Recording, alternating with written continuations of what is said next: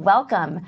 Today's guest is a multiple best-selling and award-winning author, sought-after international speaker, and dedicated philanthropist who has raised over $5 million for charity. He is the founder of Industry Rockstar, one of the biggest business training and investing companies in the world, and he is renowned as one of the world's most impactful business mentors.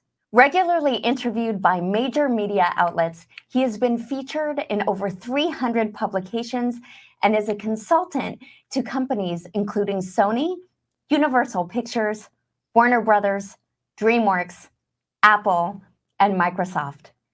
Since 2006, he and his partner Alessia have delivered over 2,000 presentations in 32 countries, and they have taught nearly 4 million business owners their award-winning sales, leadership, marketing, and business strategies. Together with his Industry Rockstar Senior Advisory Dream Team, they have started more than 60 companies and generated over $2 billion in revenue.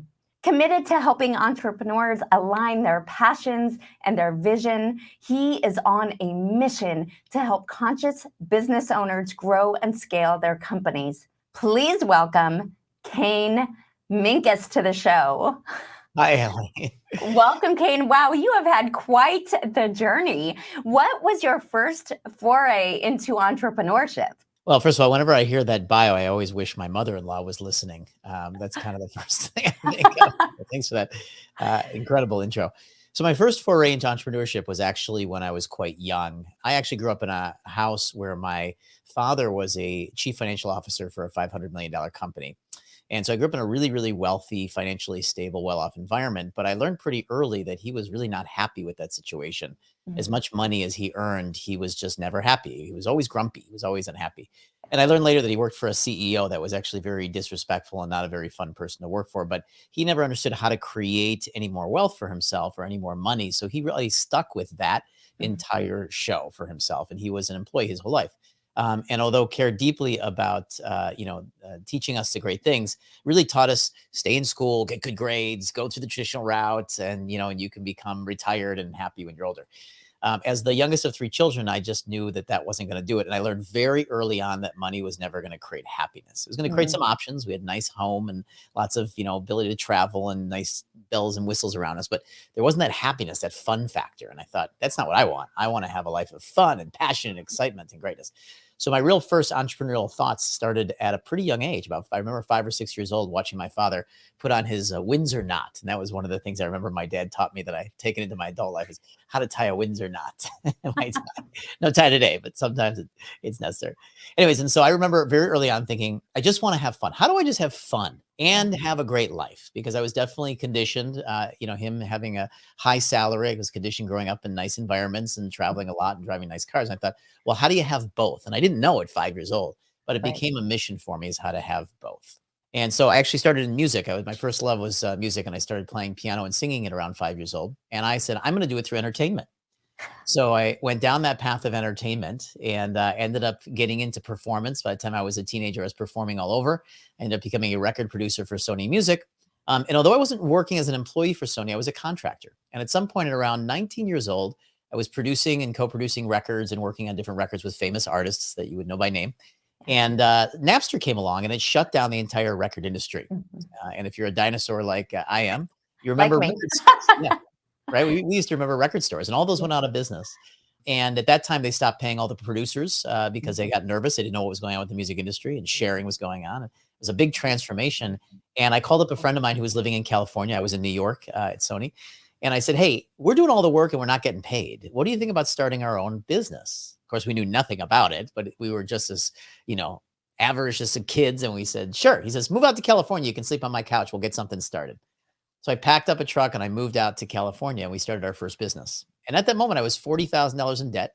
I had blown through my credit cards. I had no cash in the bank. I had no knowledge of what I was going to do, no career. I had finished music school, but you don't take any jobs out of music school. It's either create it or you don't. And that was the start of it. And so my very first entrepreneurial career was launching a music business with a friend of mine. And I distinctively remember that we worked really hard for 6 months at it. And 6 months in, my business partner came into our little bedroom slash office and he says, "Hey, my girlfriend is pregnant." And I said, "Hey, I had nothing to do with that. What are you telling me for?" He says, "No, no, no." He says, "Look, I got 6 more months to get this business off the ground, or I have to get a job because I have a baby coming." And I remember that kicked us into high gear. And I had a thought at that moment, which was the first thought I'd ever had. This thought was, I don't know what I'm doing.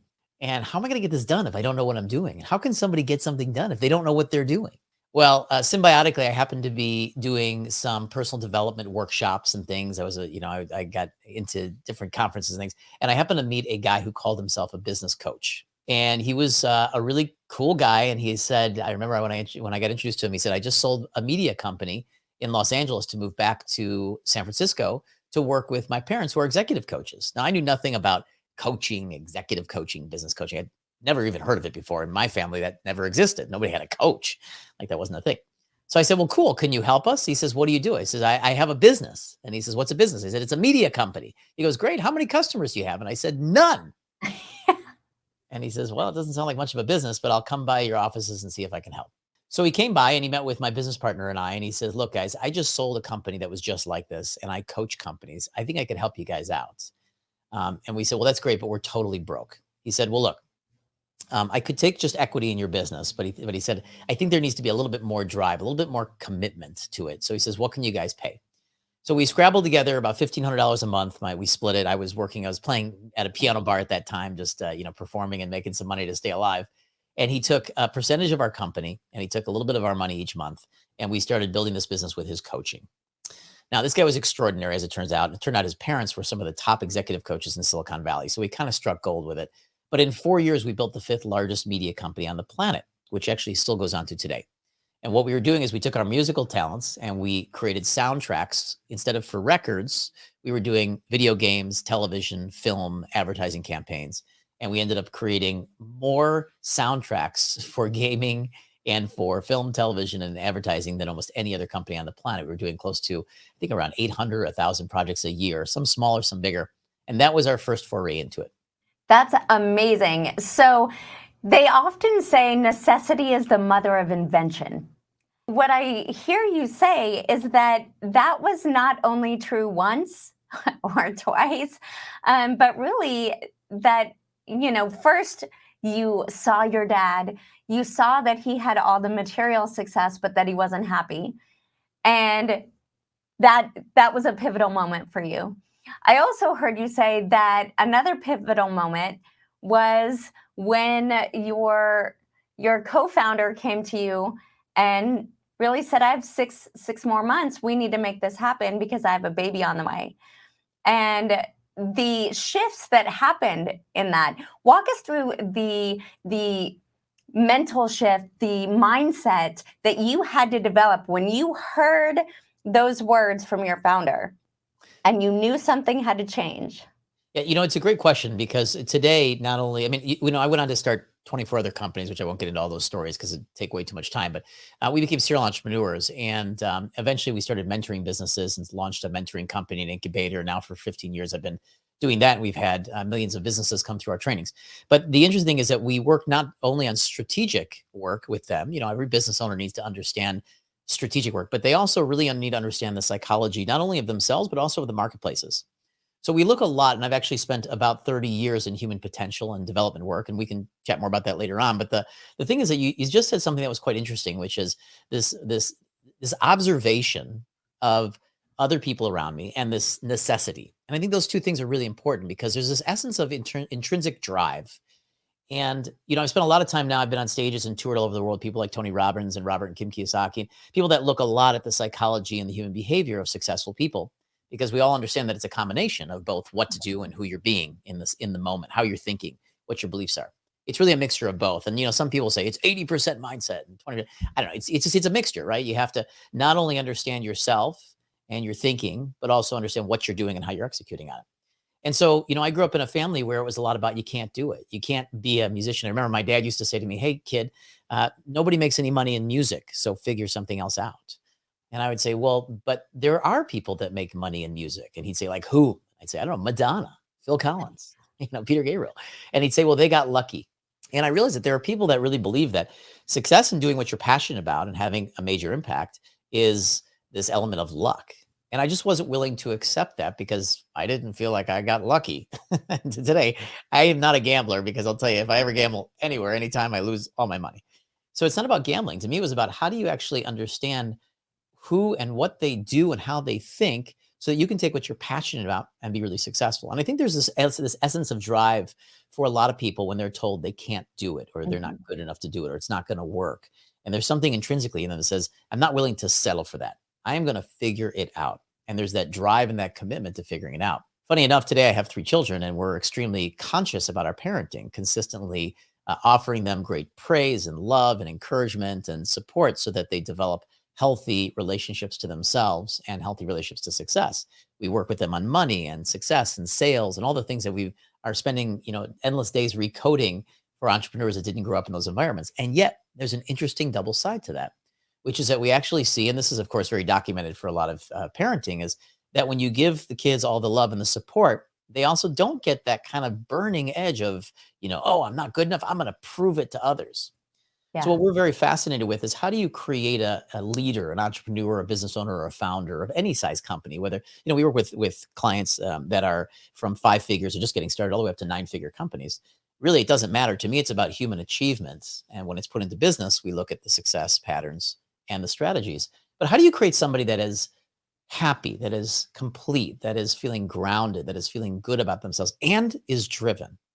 Absolutely. I think that's the $1,000,000 question, right? That's one of the things that really separates people who are stepping into their full embodiment of life, who are taking life by the reins and intentionally creating a life that they love, that life that brings them happiness and joy while retaining that drive to do more, be more, have more, and to live more, right? So what are some trends that you're seeing in the clients that you work with, and how do you really help them harness that power and that fire within? Yeah, these are great questions. And I think this is exceptionally important because where you angle your passion, your drive, and your attention over your life, because to us it's about a sustainable game. A lot of coaches, trainers, facilitators, speakers, they want to get people motivated to get in action. We actually end up working with a lot of motivated people that are frustrated. They're in action. But then there's also the sustainment over time. I mean, I'm in my 40s, and when I was 29, I essentially retired. I had sold over a dozen different companies, and I could have spent the rest of my life not working. And so I had to face that question of what will drive me to go on?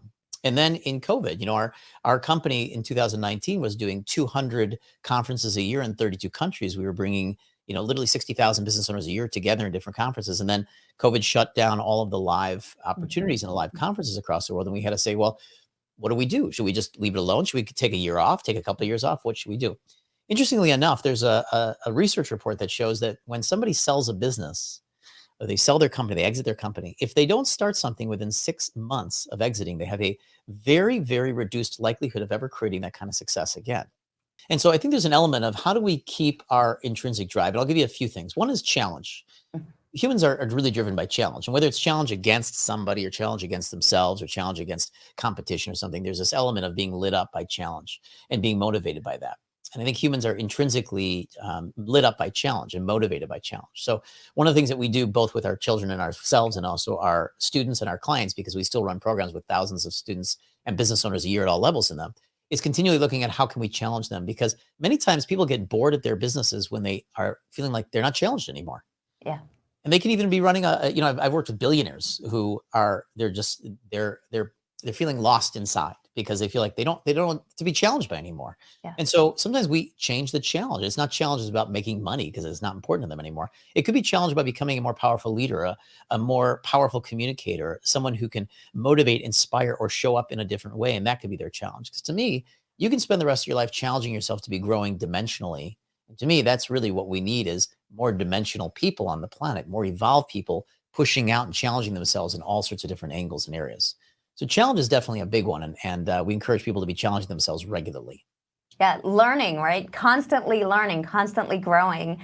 There's Tony Robbins, in fact, likes to say, ask better questions, you'll get better answers. So that retaining that curiosity, the the curiosity of how something works, how you can evolve, how you can grow, what the next challenge is, where's the gap for innovation, what's another problem that you can solve. I mean, the questions are endless, the challenges are endless, and the opportunities to find them are endless. So you really help people hone in on those opportunities and then develop their passions and their skills with the strategy and the mindset to step up and be the leader, to be challenged, to evolve. So how did all of the twists and turns of your own evolution, your own companies lead you to being sought after by the world's leaders? Well, I think it's in this conversation. I mean, I had grown up in a family where my parents were constantly challenging me, and my parents actually had a patent in brain development for children, and so I was the last of several children. And there's a whole story too, but again, there's lots of stories. And when I was born, my older sister was diagnosed with learning disabilities, and my parents went into a real research time to understand how do you develop top level thinking, because they wanted to help my sister become more proficient with her studies and her abilities. And she became an extraordinary leader and a very, very successful woman. But I was raised in an environment where we were constantly being challenged to keep taking things to the next level and think at different levels. And so as an adult, I started constantly doing that. I started constantly seeking out people who could challenge me, maybe because they were better than me at something. In my mid 20s, I was working with a gentleman named Rick Belluzzo, who was a CEO of Microsoft. And we were doing some stuff where Bill Gates was around. And they would always say, if you want to have a really powerful experience as a founder, entrepreneur, or business owner, you should be the dumbest person at your business, not because Yeah. you're dumb, but because you're around people that are challenging you and that are much smarter than you, that you can rely on and delegate, but mostly because you can learn from them. Yeah. And so I've always been seeking mentors, and whether it's Kevin Harrington, one of the sharks from Shark Tank, or one of the original sharks from Shark Tank, who became an advisor at our company and really pushed me and challenged me around thinking about deal making. He would say to me, "Why would you want to build a business when you could be engaging or pulling together parts and doing deals together?" And I went, "Wow, that's so interesting." A guy who rarely would own things but constantly put deals together and make millions and billions, of sales. This guy's done 6 billion in sales off of putting deals together, and that started to challenge that. And then I started to engage people like Les Brown, who is considered one of the top motivational speakers in the world. And he came in as an advisor in our company and started to challenge us about how we could tell stories better, speak more powerfully, influence larger groups of people. And although I'd spoken regularly in stadiums of 10 and 20,000 people, he had spoken in stadiums of 80,000 people, and I had not done that. And I went, well, what if we did that? And the question that we ask is, what if we did that? Not could we do it, not can it be done, but what if we did that? What kind of difference could we make? And this is a question we ask our entrepreneurs to ask themselves. Not how can I get it done, and not why should I get it, just what if this could get done? What would be the difference? And start to understand how we can act as entrepreneurs to make a massive difference in the world. So I love the questions that you're posing. It's not a matter of can it be done? It's a matter of what if we did it? It's a matter of framing it through the lens of possibility, and then expanding your thinking and putting yourself in the rooms with people more successful, or people who have done it, or people who are thinking even bigger than yourself. And, we don't need to go it alone, and we don't need to reinvent the wheel, right? To your point earlier, there are so many people who have already done the things that we seek to do. They've already carved the path. They're already doing something similar. And so being able to study, to your point earlier, how are they doing it? What did they do? What's their journey, or what are the tools and strategies that they're implementing? And then being able to model that. I think modeling is so important.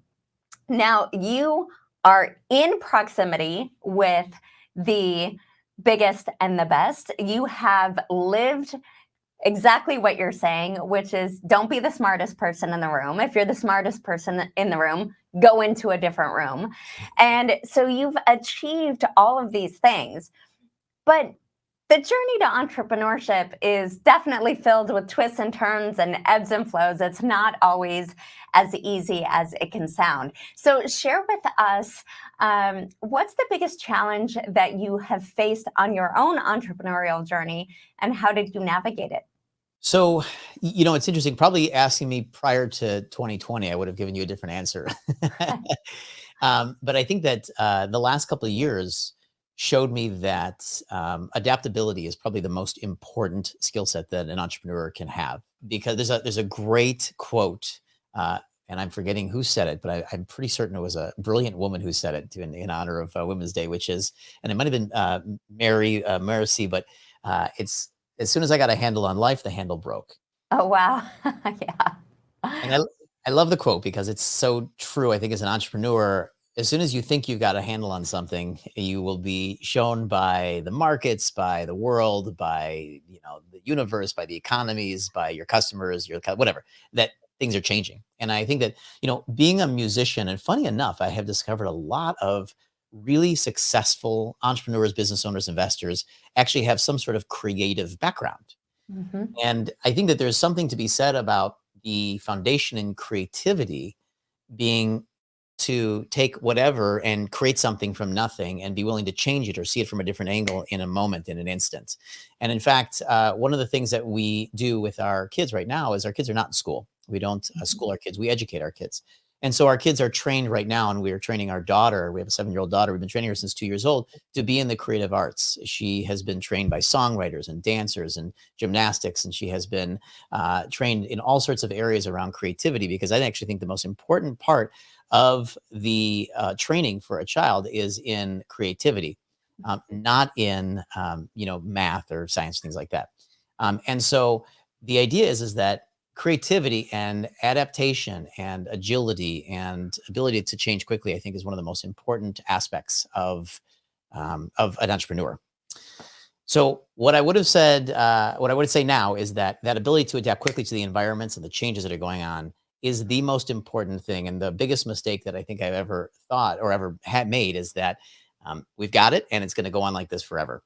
And whenever Yeah, I've said that, complacency, right? yeah, Where you think, okay, you've got your processes and systems in place, you have your team in place, you're on autopilot, it's working, you've got the results that you want. So, you get a little bit complacent and stop innovating.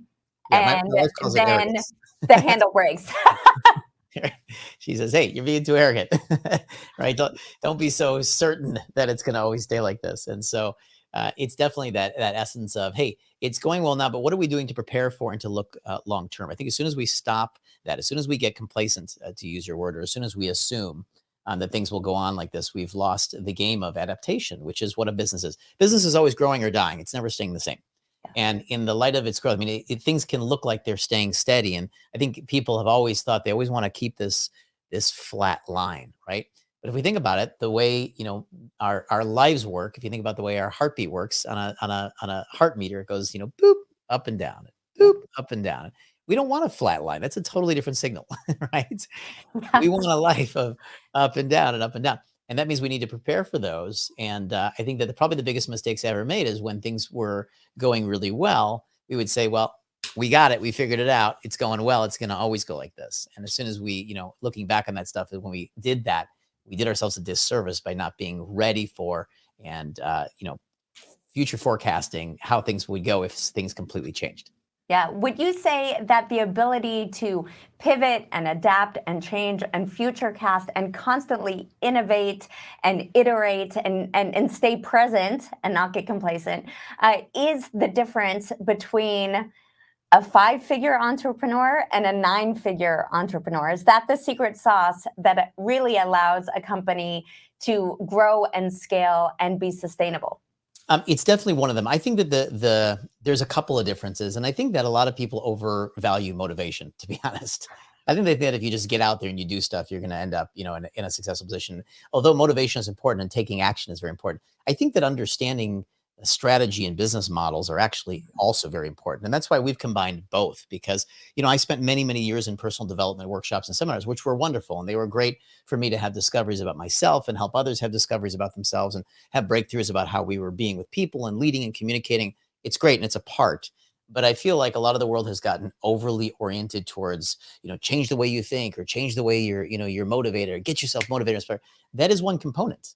Just like having food for the day is one part of your day, but we also need exercise and communication and social life and, all sorts of different things. And so to me, understanding the strategy is very important. I sit down with a lot of motivated entrepreneurs and business owners. They come to me when they're motivated. So like when I used to tour with Tony Robbins, he'd be like, he would get them motivated. He'd say, okay, you're motivated. Now go to that guy.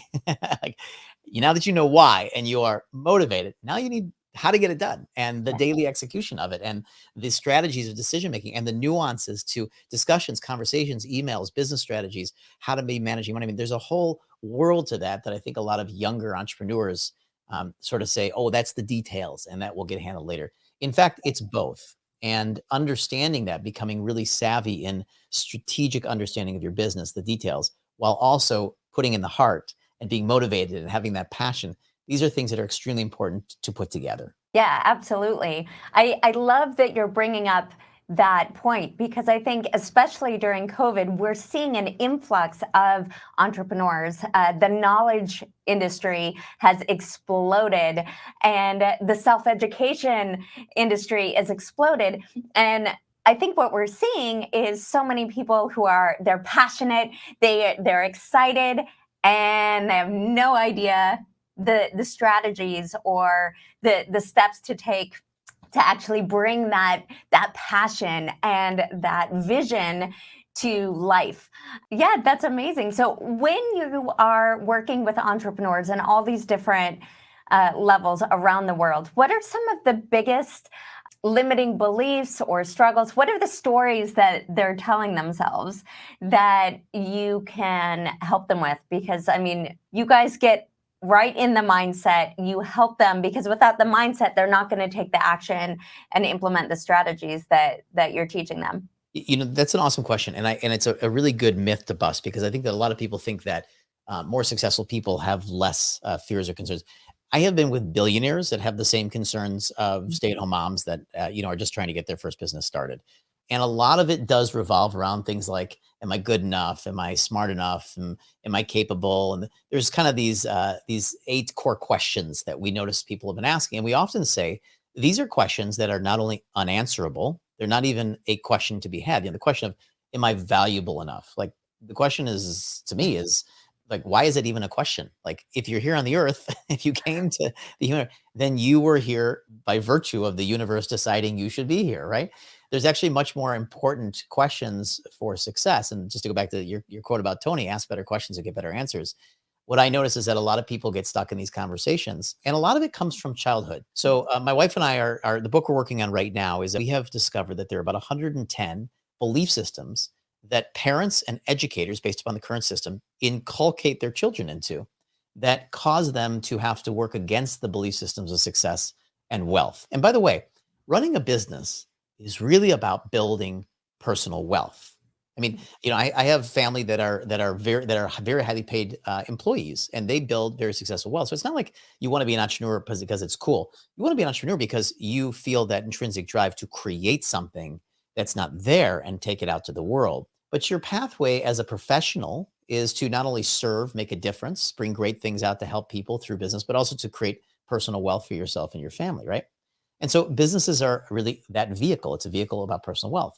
So what happens is a lot of children, a lot of educators, a lot of parents, I should say, and a lot of educators unknowingly inculcate really polarizing, and I don't want to say bad, but they don't work. Their belief Yeah. systems don't work. I'll give you an example.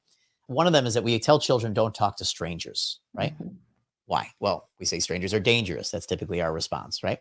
And so I grew up in that world. My parents used to say to me, don't talk to strangers. Strangers are dangerous. And they do it out of a protection, right? They don't want you to Right. get, I don't know, kidnapped or taken away or whatever. You do it because you love your children. In fact, in the 80s in the United States, we used to have billboards along the side of the road that said stranger danger. Don't let your Yep. children talk to strangers, right?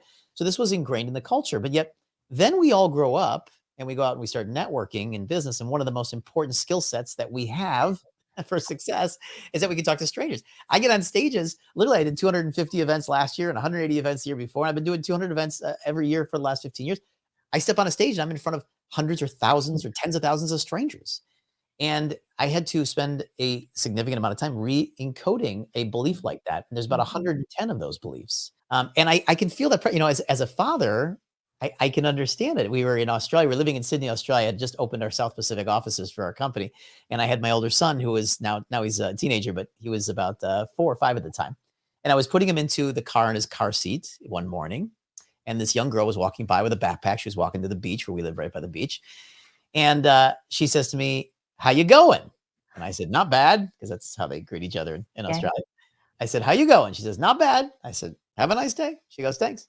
And she walks on. And my son sticks his head out of the car and he says, "You can't do that." And I said, "I can't do what?" He says, "You can't talk to her." I said, "Why not?" He says, "She's a stranger." And I went, Mm. "Oh." And then I went, "Oh." Now, I had never taught him that because I didn't want him to think that. In fact, I teach him a very different belief, which is that strangers are actually friends waiting to meet you. Because Wow. I believe that that's who they are. I mean, I've met millions of people all over the world, and everybody I have met was a stranger until I met them, shaking their hand, hearing an extraordinary story of their lives and their journeys, and learning so much from every stranger that then became a friend. So that's to me who strangers are. But we've identified over 100 belief systems that are limiting people. I mean, they say don't play with money. We say that to kids. Why? Because money Yeah. is dirty. Okay. Well, then the kids ingrain that there's something wrong with money. I shouldn't Yep. want it. I shouldn't use it. I shouldn't have it. If I have a lot of it, maybe that makes me dirty or wrong. And we're just talking, hey, it just comes out of a machine. Yeah. It's Yeah. Yeah. but we say these things and we have mapped out all these things. So one of the things we're writing in this book now is to start to bring awareness to educators, parents, and even to individuals that are now have grown up. Because the great part about humans is that we are malleable. We are Yes. changeable. Yes. We are not who we are. We are who we are becoming. And therefore, we can become different. We might have to put a little more work into ourselves. If we spent 20 years in a family that ingrained things and or was very negative, or okay, no problem. You cannot choose the family you came from, but you can choose the family that you hang out with now. And you couldn't choose maybe the beliefs that you were given or handed down, but you can start to analyze those, break them apart, and reinstall new beliefs for yourself. You can actively choose your Yep. destiny. So that's what our new book's about. And we're going to be, sharing because we've done this research over the last 10 years with hundreds and hundreds of thousands of business owners surveying what were their beliefs. And there's a lot of surprises. I mean, there's the kind of the core ones like I don't feel like I'm worth it and I'm not available, I'm a fraud. But then there was 80 or 90 of them that I thought, wow, I didn't even think about this. And if I wouldn't have, I would have said the same thing to my children and made the Yeah. same mistakes because it's so natural. Yeah, I mean, we're programmed with what we hear, with what we see as a child. And that came from the way that our parents were programmed or that society developed. And so I love the awareness that you're bringing in this new book. I can't wait to see it out into the world to shine a light on that and say, wait, let's evaluate. Does that belief currently serve you? It may have served you up until now, but at this point in your life, does that belief currently serve you? Is that belief a belief that aligns with who you choose to be, what you choose to value? And if not, then I'm sure your book will address here are ways to shift those beliefs, to create your own new beliefs, to create the new neural pathways, and to really be able to watch the language that you use, watch the perspective that you hold, watch the programming that you are speaking over yourself and your family. So I cannot wait to read that book. I know it will be incredibly, incredibly powerful. What are some of the biggest fears or limiting beliefs and paradigms that you discovered in your research? So we talked about money and strangers, but what are some of the others that were recurring?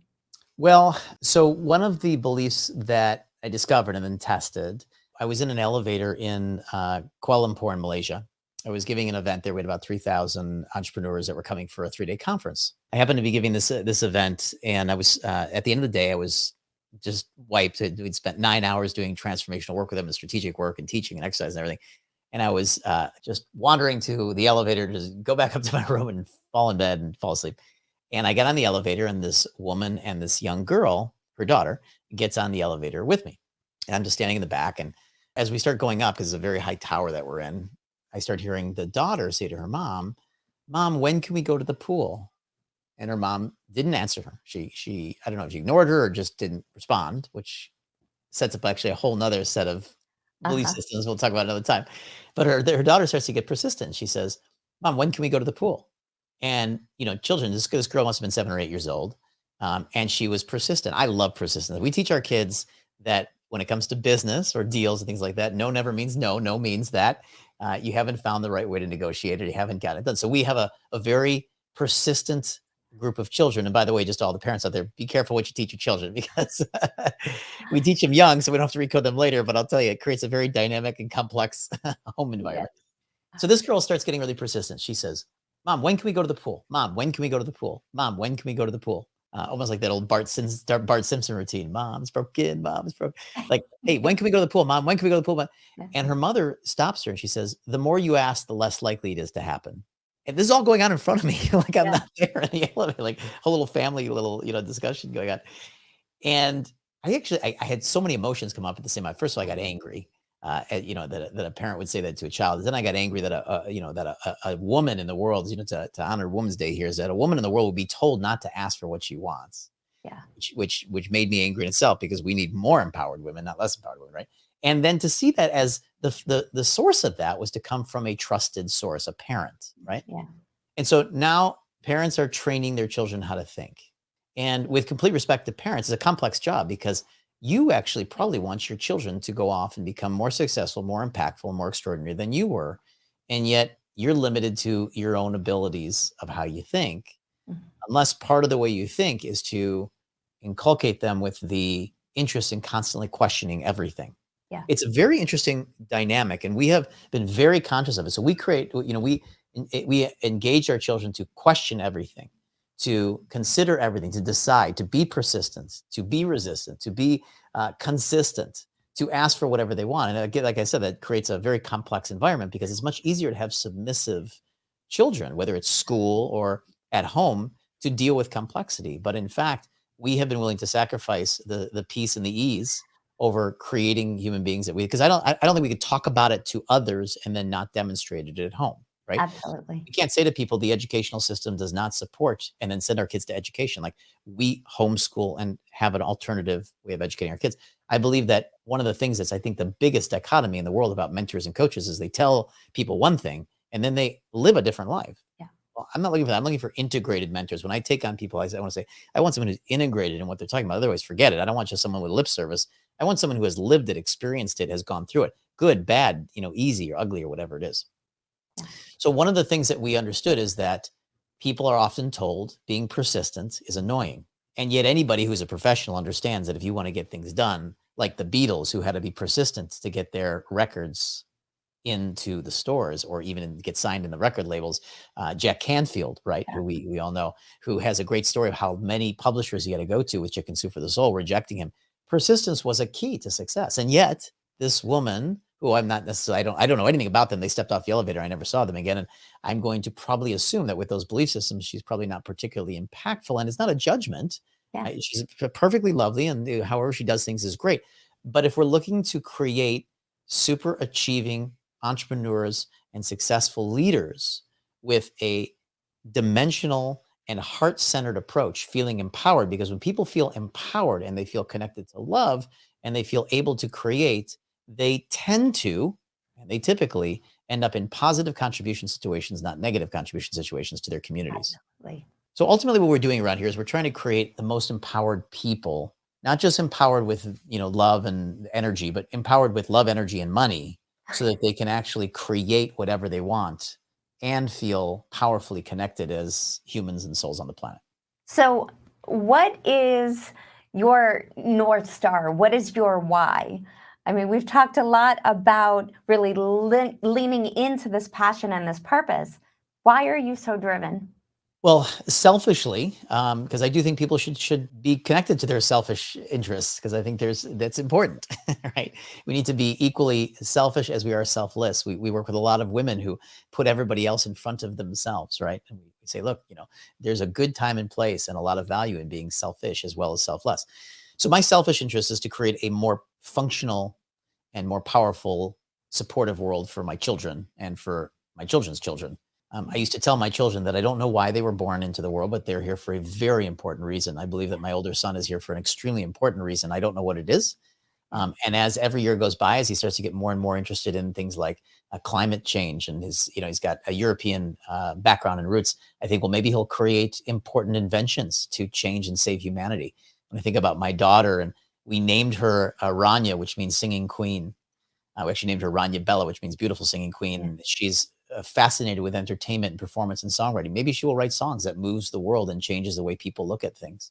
And then our little guy, of course, who's just getting started, and we're just engaging him right now, but who's obviously demonstrating huge athletic, capabilities, and maybe he'll be someone who changes the planet around athletics. I don't know, but to me, what drives me is to be able to leave our planet in a better place. And personally, and honestly, just directly, I don't see it heading that way, and I haven't seen it heading that way since I was a young child. I don't think Yeah, things are getting better. I think things are getting worse. And I think that absolutely. the old mentality, especially in America, because I grew up in America, but I spent half my life in Europe, so I have a very split sense of cultures. Is that this idea that things will always be better tomorrow? There's always a better tomorrow. I think it's starting to fade. Yeah. And we're seeing right now, not only over the last 2 years, but currently, presently, the shifts that are happening, the ripple effect that is happening. And so I think the work that you're doing is absolutely critical. I mean, not only with your own family, but with the book that you're writing and the ripple effect that that's going to have, and the millions and millions of entrepreneurs that you've shaped. I mean, it is entrepreneurs and the innovation and the opportunities that are created and the ripple effect that is going to potentially, hopefully, shift the trajectory of what we're seeing right now, and that alignment of a vision, of purpose, and standing up and saying, is this the world that we want to live in? Is this the world that we want for our children? Yeah, totally. And so that's very important. And I can't tell you how many, having trained millions of people globally, we focus on a transformational approach while empowering them with the strategic approach. That's one of the ways I open our we have a 3-day event that we've ran for over 12 years now called Start at the Top. And it is the essence of how do you just start at the top, and not just start at the top, like start at the top here to change things, but start at the top of your industry, start at the top with whatever you're doing. You don't have to work your way up. And we don't have time for that. We need smart, heart-centered people to be able to be at the top of their industries, their professions, their careers. They need to have that power so that they can make the changes, because the policy making and the choices that humans are making are, in my opinion, not the ones that are going to be serving us for the future. And so we need heart-centered and conscious entrepreneurs. That's how when you introduced me, you said we're very focused on conscious entrepreneurship. And that is because what I've learned is that money magnifies what's in your heart. So Mhm. if you give somebody a tremendous amount of money and they have a tremendous amount of compassion and empathy in their heart, they will create charities or organizations or companies or products or services or divisions, or they will empower people that carry those values as well. And that adds more fuel to the right fire. As I'm not sure that's the best metaphor, but The impactful, correct? Well, the impactful fire, yeah. right? So The as it purpose turns out, driven. to tip the world's consciousness, we don't need a majority of the world. We actually historically have shown that we need 10% to tip towards a consciousness. So we work on tipping about 10% of the world's entrepreneurs to tip it towards conscious capitalism, and leaders. And sometimes we go into large organizations, and people who are listening. I mean, the media is just so, like, forget it. Let's just put it that way. Forget it. Forget getting anything accurate out of the media. I go into large organizations all the time where you have major leaders in large organizations that care deeply about everything. All the constant, thinking that large corporations are just out for money and they don't care. It's not true. It's made up of human beings just like you and me that care deeply. And yeah, sometimes there's decisions that are made that I also would not necessarily agree with. But it is organizations that have complex, tug of wars going on. And then you got the small businesses, ones that can make faster decisions, and they're more focused on one person or a smaller group of people's values that can make faster, more agile decisions. That's why I've actually chosen to work with smaller companies between launch and 8 figures, because I feel like the ability to make quicker and agile decisions leaves me feeling like I'm making more of an impact with people that can make faster changes. Whereas in my 20s, I did a lot of corporate and Fortune 500 advising, consulting, executive coaching, and lovely people and great. And everybody's amazing. But the ability to make a difference I see is in the power of the small business owner, which I would consider small business even up through 8 figures. So I think it's all of our, what we're on a mission to do. And your question is why is I'm on a mission to empower as many people at that level to be able to make decisions, create the money, and then make the differences with their families and with the choices they're making so that we can come together. I don't believe necessarily that one person can easily make a huge difference, but I believe one person can start a fire that can bring together a huge conglomerate of people that have similar values and make a difference. What would you say to people who say, well, I agree with you, but I'm so afraid of doing the wrong thing. I'm so afraid of making the wrong decision. And so they don't do anything. It's a great question. My wife has this great, my wife, I would, if she was here, she's just a brilliant woman and entrepreneur. And I'm so grateful to being with her because we get to share so much. And she's a 9-time serial entrepreneur herself, originally from Italy and from Europe. And so she's a wonderful woman to raise children with as well, because we have such alignment on how we frame everything. We always encourage the kids to take big risks because we want them to expand and grow. And that's our thing. We grew up in families where everything was like, be careful, don't take those risks. You can't do that. Now with our kids, we're like, go crazy. Let's take risks. Go as big as you can. Like, let's see what happens. Consequently, again, it gets complex. When we go out hiking, my daughter wants to climb the tallest mountain at 7 years old. We got to yell at her, come down, come down. But she doesn't care because we've built in, take the risk, right? Yeah. So she has a saying, which is that falling is part of the game. I was my sport when I was young was ice hockey. I grew up in the city of Chicago, so we played a lot of ice hockey, and so I was a big hockey player. And so my young daughter got into ice skating a couple of years back. And of course, ice skating, you get on the ice, and the first experience you have is you fall all over, right? And she was a little bit disheartened because it's something that's harder to get started in. You start by falling everywhere. And my wife gave her this line that falling is part of the game. And that every time she falls, she knows she's in the game. She's learning, she's moving forward. Each fall, each mistake is part of that. The idea of failing to success, or all those, synonyms to how we would say this. But we say failing is part of the game, or falling is part of the game. And so that's what I'd say to somebody who's saying, I don't know if I'm going to do it right. I'm so afraid to make mistakes, which is a very common thing. And, we were interviewing Richard Branson about how he feels about making mistakes or failing. And I think we had about 8 or 10,000 people in our audience. And Alessia was interviewing him, and she said, you've done so much successhad stuff. What would you say to people that are concerned about failing? And that's why they don't move forward. He says, I'm concerned about failing. He says, I don't like to fail. He says, they had just had a crash with the Virgin Galactic that had just came back. And he said, when people fail in Virgin or Virgin Atlantic or Virgin Airlines or Virgin Galactic, people die. Nobody wants that. But we understand that as much as you do to prepare for success and to make sure you make as little mistakes as possible, falling and failing is part of the game. So you got to decide, you're either in the game or you're not. And if you're in the game, then you understand failing and falling and getting hurt is part of it. And if you are not in the game, and it's okay. Like if you don't want to be an entrepreneur or founder, even if you've been in it, some people have been in it, they said, it's not for me anymore. No problem. Find people that you think are on deeply powerful missions and bring your talent to support them. That's as equally as important as you running your own business. It's not about what you're doing. It's about how you're playing in the game. And sometimes you're Michael Jordan, and sometimes you're supporting Michael Jordan. But either way, the success is not because of one person, it's because of the team. Absolutely. Great advice. So just get in the game. And whether you are Michael Jordan, to your point, or supporting Michael Jordan, I love that analogy because each and every one of us has a purpose. You mentioned that earlier, particularly in the examples with your children, but each and every one of us has a purpose. And so just getting in there, taking action, being part of the game. Now, you serve at such a powerful level. You are out there day in and day out, truly living your mission. You are a force for good. You are out there impacting and advising and mentoring and serving. So how do you refill your cup? How do you make sure that you are able to stay sustained and recharged and recalibrated to serve at that level? Yeah, well, it's a good question. I have a lot of things that refill.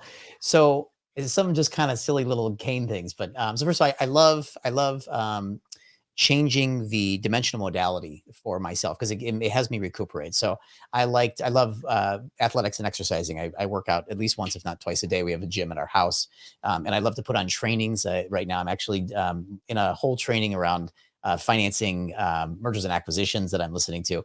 And so I get to just work out, for 45 minutes and listen to my thing. And that kind of recuperates me because I get to contribute to my own education, my own growth, as we were talking about earlier, but I also get to move into a modality of physicality. And I spent a lot of years as a young person performing and dancing and moving. So I like to change modalities from intellectual into, some sort of physiological and physical modality. But then I also love things like comedy. I listen to, oh my gosh, endless hours of comedy. I love, love, love laughing. When I would travel on planes and, I would go from, America to Asia every 12 weeks to be running tours, or to Europe, or going to Australia for 22-hour flights. I'd be listening to, 20 hours of, Robin Williams and George Carlin and, all these great comedians that I love over the years, to just always be in it. So I love entertainment, and I like to recuperate by doing completely opposite modalities, doing things that scare me. The kids love to go, rock climbing. So we'll go out and we'll do rock climbing gyms or things like that. Things that I think are really, really different. And that change of modality to me helps me recuperate. And then there's the other stuff, spending time with my wife and just being romantic and having fun. And we go out and we go dancing, and we're taking, salsa classes or zouk classes, or just changing that modality and having dimensionality. Playing music. I still love to play music and perform and write songs and things like that. So to me, what I would recommend to everybody is to take time to do those things. We meditate, and we do, we take time to make our smoothies and and do yoga, and just then changing those things and keeping this dimensionality, because I think that dimensionality keeps us much more balanced, and the balance is what keeps us happy. Absolutely. So let's imagine, as we start to wind down here, that you have come to the end of your life best lived. It's been balanced. It's been joyful. You have impacted billions of lives for generations to come. You have played full out. You've left it all on the court. What do you want them to say about you? Hmm. I want them to say, I don't need him anymore. Mhm. And that's actually one of the things that I would say to my clients and my audiences, is that I want to get to a point where you don't need me anymore, because I'm not here in this business to be a coach that's needed. I'm here to share the wisdom and the systems and the abilities so that it becomes integrated into you and can then get advanced and evolved into something else that can go on. So a little bit like a songwriter. I spent, 20 years in music and songwriting and producing. And to me, as a songwriter, we would channel through the artistic, the creative, and then we would give it away. And I look at that almost like children. Like, at some point, my children don't need me. My 7-year-old, my daughter is so confident. She seems to not need me already. Right. And I'm like, yes, we won the game. More date nights. But to me, I work with entrepreneurs as if I'm raising my own children. They need to become self-sufficient and not need me. If they want to come to me and continue to bounce ideas or have that mirror or that outside, that's very valuable, but they don't need me. And so what I would love billions of people to say by the time I'm done is, he came, he saw, he conquered, and he left. And now I will carry that torch of whatever he was talking about. Because it's not about Kane, it's not about me. It's about the things we're bringing through our bodies, our voices, our thoughts, our minds, our souls, and then sharing that, evolving it, putting our touch on it, handing the torch, like the Olympic torch, off to somebody else, and letting them run with it for the next, generations. And so it is. And so it is. So I love the programs and services that you offer that help them develop their strategies. So tell us a little bit about that.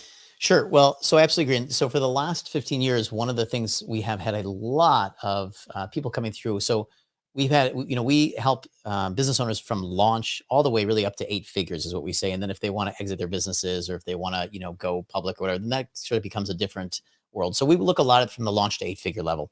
And from launch to 6 figures, we call it launch and grow. And once we hit 6 figures to 7, we start to actually work with them to scale up. And so we offer training programs and mentorship programs and workshops and seminars and advising to do this. And I think that we've been acknowledged as extremely world-class in what we do. I mean, there's a lot of business coaches, a lot of people that talk about it, but having had not only the experience in doing it, because my wife and I have started over 40 of our own companies, half of which have been 8 figures and the other half have been high 7 figures. We've done it many, many times. We've coached hundreds of thousands of business owners through our programs, and millions, educating them, meeting them, done thousands of private sessions. So we also understand how to translate that. And that's a different skill set. In fact, somebody could be really successful. And I've met incredibly successful people. I've spent time with massively successful people like Sir Richard Branson over the years, where we've done a lot of different events with him and all sorts of fun things. And we've learned a lot by observing him, but he's not spent his life kind of decoding what he's done and turning it into systems and education and training people. And it just hasn't been his journey. And although you can certainly learn a lot from being around someone so extraordinary, there are people that have taken the time to decode their methods and continue to research methods and turn them into systems that others can consume. And then there's those that are just inspiring to be around. Both great. But what I've learned is that I've learned a lot more from those that have taken the time to structureize things into training programs, workshops, or some sort of transferable, consumable education. So that's what we did here. We wanted to actually allow people not to just look at successful people and wonder or hope that they can break off a little bit of their success or hope that they can get around them. Or, when you ask sometimes very successful people why they were successful, sometimes they have no idea why. And they just haven't spent their life being inside of the decoding of it. They've been inside of doing their skill set or running their company.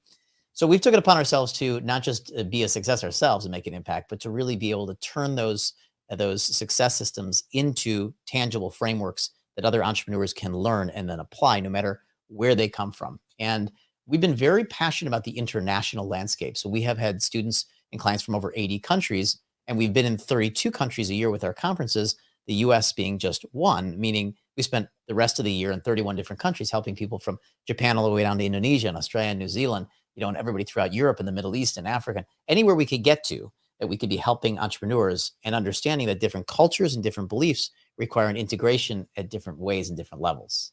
Now, how can people get in contact with you?